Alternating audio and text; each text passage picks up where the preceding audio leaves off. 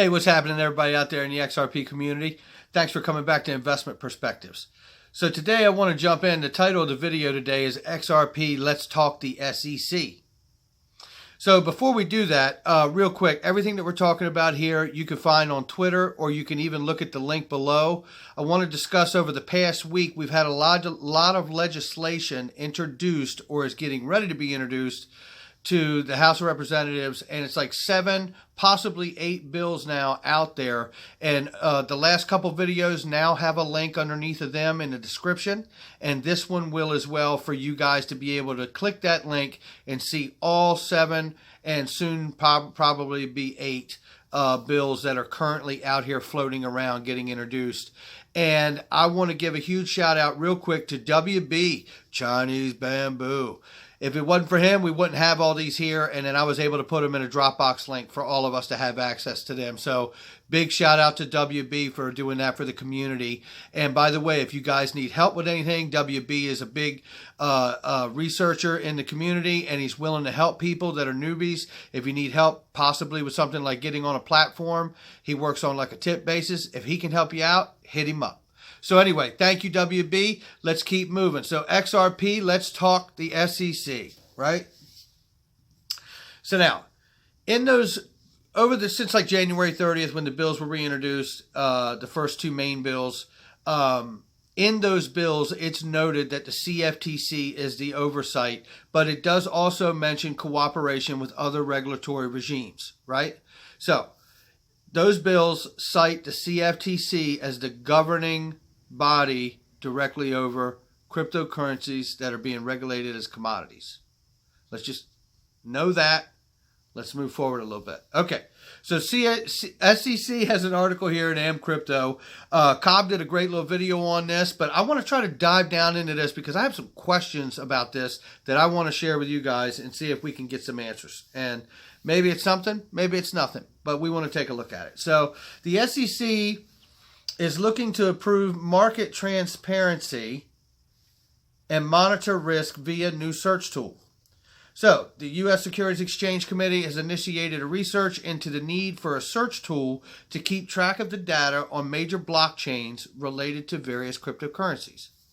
The financial regulator has decided and planned to make the market more transparent with regards to the identification of crypto wallet holders. All right, let's go down into this. I'm not going to read the entire article, and it's not very long anyway, but it is important to get into. So the SEC released an official solicitation notice on the 31st of January 2019, which stated that it was issued keeping the objective in mind to determine the accessibility and technical capabilities of the major and minor businesses in the market, and to provide blockchain data to support the SEC's efforts to monitor risk, improve compliance, and inform commission policy with respect to digital assets. The SEC authority is basically looking forward to holding control and ability to recognize the digital asset of various crypto wallet holders, the addresses and their link-ups to related cryptocurrencies. This is an angle which might not sit comfortably with various cryptocurrency investors and owners, but for the time being, this is the only direction which has been recognized as legitimate.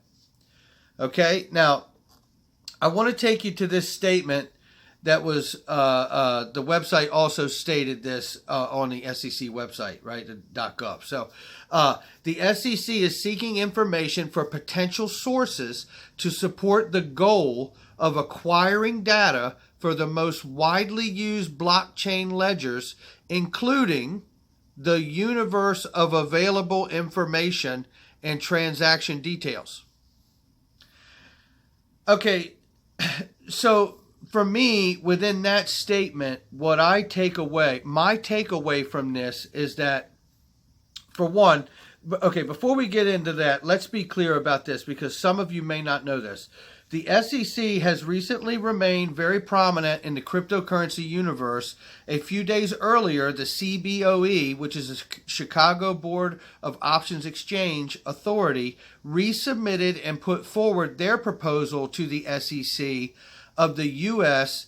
for the launch of its first Bitcoin ETF, exchange traded fund, after partnering up with Van Eck and SolidX. So we know Van Eck had the ETF submitted, they pulled it, and they resubmitted it. For those of you that do not know, the CFTC has been ruled by a federal judge that they are the governing body of cryptocurrencies and they are to be regulated as commodities. However, as you just heard from this statement, the SEC is the one that approves ETFs and they govern over ETFs. ETFs are a product like futures that sit over top of the underlying asset. They're not the same as futures, but they're a product that sits on top of the underlying asset as futures do, and ETFs do, and then call options and things of that nature. So, because these products become third-party products on top of the underlying asset, that's where the SEC comes back in and governs over like ETFs as securities and whatnot. So, okay, so now knowing that and understanding that, let's also look at the fact, like, what my takeaway is from this is that the SEC is looking for a tracking tool, a data and tracking tool, right? Something would have to have the enormous capability and interoperability to be able to communicate with the amount of widely used blockchain ledgers and transaction volume that they're talking about monitoring here. Would I ask a question to you guys? Will the SEC adopt Ripple's interledger protocol and possibly the XRP ledger as their tracker, right? As their tracker. Now, one of the reasons I put this question forward, and I don't know the answer to it, so I'm not trying to act like I do. So I want to have a conversation about this with you guys. This is investment perspectives here. So what has better interoperability than the ledgers and protocol of Ripple and XRP? Nothing that I'm aware of. My question is, with the recent events that we've seen with SWIFT and Iran, we know that the U.S. has wanted to put sanctions on Iran. They use SWIFT to do that, right? Iran has obviously been making moves to backdoor SWIFT. If they're backdooring SWIFT by using the interledger protocol and possibly the XRP ledger and the DLT blockchain, and the SEC adopts these things, wouldn't it be a way for the SEC and the United States government to still be able to track everyone, even the ones who think they're able to backdoor a situation? It's worth asking, right? I don't know the answer, and maybe I'm too deep in looking at it. But here's the other big thing that suggests to me that something of this nature may be about to take place, because we know that they are in the process of tokenizing and digitizing stocks, right? And we know that there's platforms out here that have already done it. So if that is where traditional stocks and things are going, wouldn't it even make more sense to something of this nature taking place?